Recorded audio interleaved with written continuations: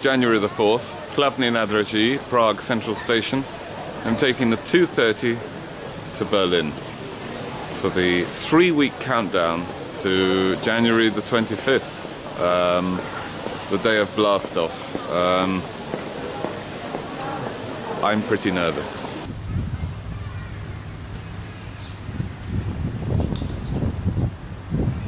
It's moving into the second half of September, yet Berlin is really very mellow and the parks are full of yummy mummies. Do you know what those are?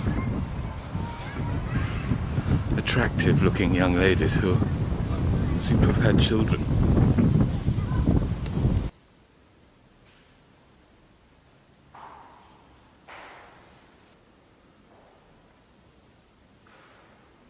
This is Linienstraße, epicenter of Berlin's art scene, and definitely the epicenter of all the art galleries in their physical format.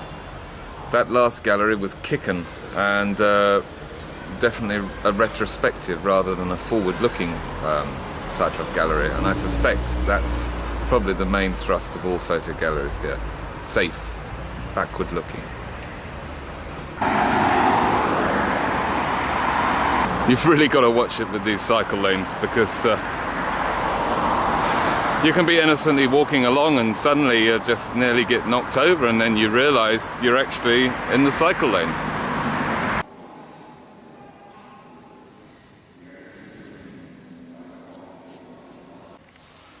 We are in the Künstlerhaus Bethanien, Berlin, which I think is a little open to new exhibitors and some of the other places, so one feels a slight sense of optimism about here. I shall definitely be approaching them. It's in an old mental hospital. Rather appropriate, really. Today's activities so far have been tantamount to cold calling, really, but I don't believe I have any option. I mean, the really exhausting thing is the orchestra of voices in my head, and before you go diagnosing me quite rightly as a schizophrenic, I mean, the voice is saying don't bother, because we've been here before and they've been here before, and it's like so unlikely anything will happen, but at the same time it's so unlikely anything might not happen, so really it is your duty to send it in.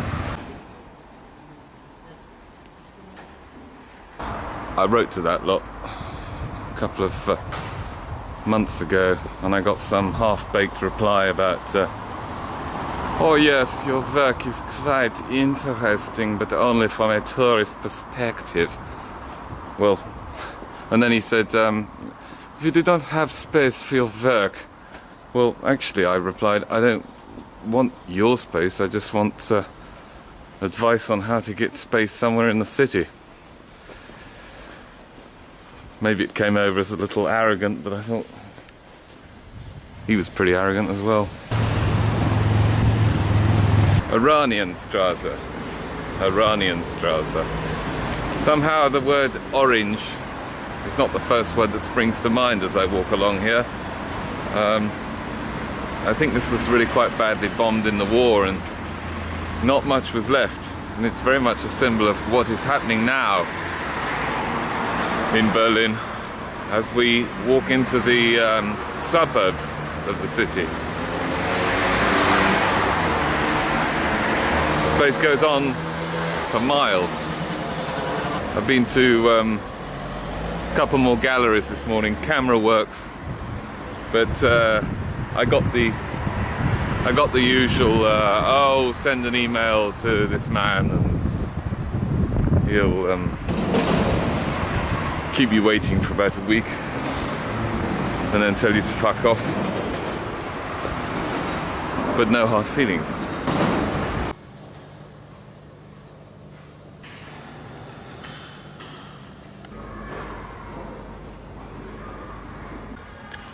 Well, 3 floors of unmitigated, pretentious wank. and a basement as well, also full of unmitigated wank. I think I've seen enough.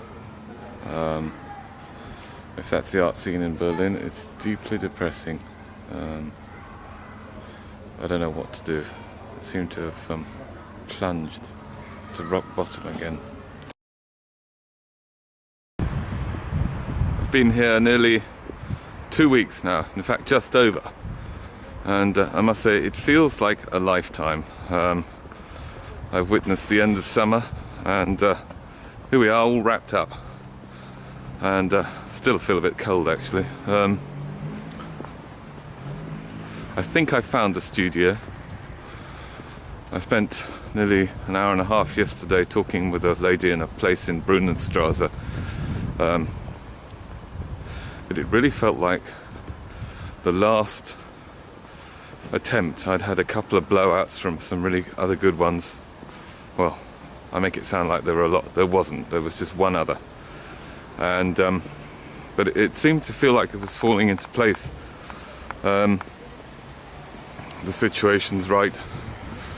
The connections they have with a big radio station, Jazz FM.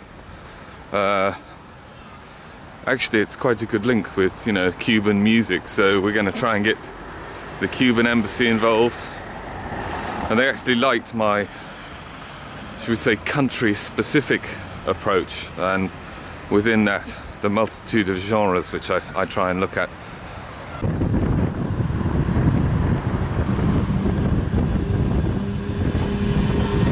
Thought I'd round my trip off to Berlin with a trip to the only visitable air raid shelter in the city, which is full of torture instruments. So, a happy, Christmassy sort of place.